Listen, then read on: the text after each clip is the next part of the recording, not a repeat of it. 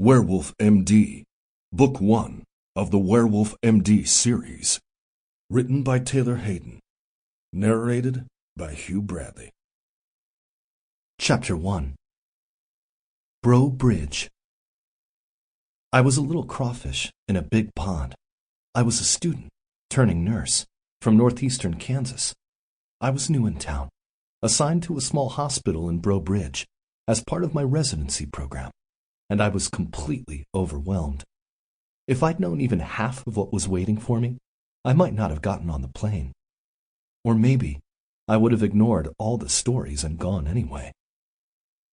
It was the perfect opportunity for me to start my career, my life really, as a travel nurse.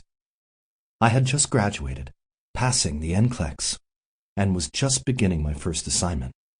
Not only would it add to my mostly blank resume, but it would also give me a chance to breathe. I'd been stranded in Kansas, staring at wheat fields all my life.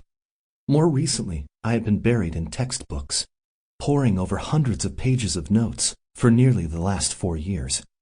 I needed a change of scenery, and I was hungry for the challenge to actually put my knowledge to use, saving lives. St. Martin's Hospital was in a small town called Breaux Bridge, only an hour from Baton Rouge and about 2 hours from New Orleans. The recruiter had arranged for me to live in a nearby rental house during my assignment. I shared the house with 3 other nurses who also worked at the hospital. They had all grown up together, attending the same schools and frequenting the same bars, and although they were nice enough to me, I still felt like an outsider. Not to mention the constant competition the 3 seemed to have going on. It's hard to put into words. They were always trying to one-up each other, comparing who had the cuter dress or longer hair. It was exhausting. I'd been so eager to go someplace new that I had signed the employment contract before even researching the city I would be working in. Breaux Bridge was a town with a rich culture and colorful history. People were everywhere, up and down the streets at all hours of the day, cooking and selling their wares. Back home, no one was ever out past 5 o'clock. Known as the crawfish capital, I was both terrified and excited to learn all I could about my new home. It wasn't all good, though. This area seemed to be cursed when it came to hurricanes. On so many streets, the evidence of the storm's wrath lingered in plain sight. Buildings and families alike had been broken by the repeated onslaught of nature.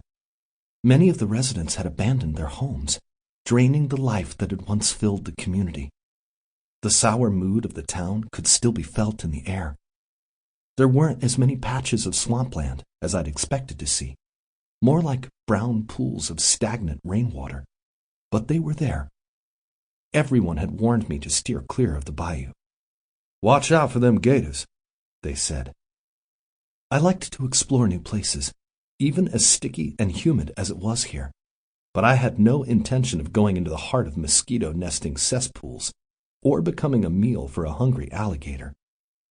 I preferred the sights and smells of Mills Avenue. The shops there took pride in their authentic cooking. The amazing smell of the cayenne wafted towards me, mixing with paprika and spicy sausage in a way that would tempt any passers-by to come in and stay for a bite. It made my mouth water as I took in the sight of all those heavy crawfish.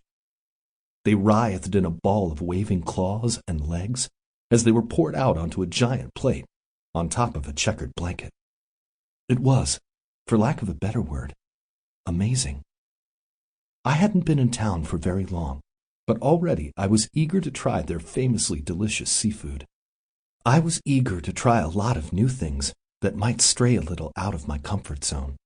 "Did you ever see a dead body in Kansas?" Bridget, one of the nurses I carpooled with, asked me as we were all driving to the hospital. "You guys get a lot of tornadoes and crap there too, right?" "We get tornadoes, flooding, and storms. A lot of the same bad stuff as in Breaux Bridge," I said. All 3 of the nurses giggled and smirked. "That's not entirely true, Cher," said Florence in a condescending tone. She was usually the nurse driving. Sample complete. Ready to continue?